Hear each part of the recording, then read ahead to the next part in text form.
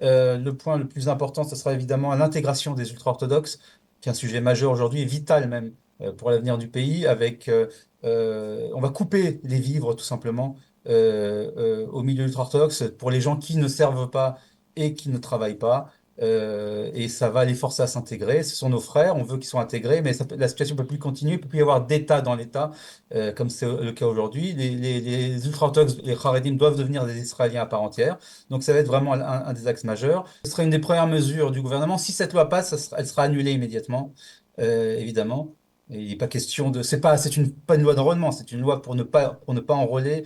Et c'est une loi qui prévoit que tout simplement les Haredim ne feront pas l'armée et continueront à recevoir des subventions pour ne pas faire l'armée et pour ne pas travailler. Et c'est la situation actuelle qui ne peut pas continuer. Il faut voir, les chiffres sont très clairs. Si ça continue comme ça, il n'y a plus d'État d'Israël dans 30 ou 40 ans.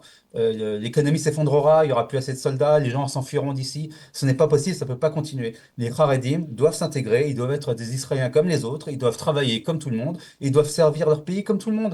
Les gens qui veulent étudier la Torah, c'est extrêmement important. Tout le monde est pour l'étude de la Torah, mais les sionistes religieux, ils étudient la Torah et ils font l'armée. Les Haredim feront pareil.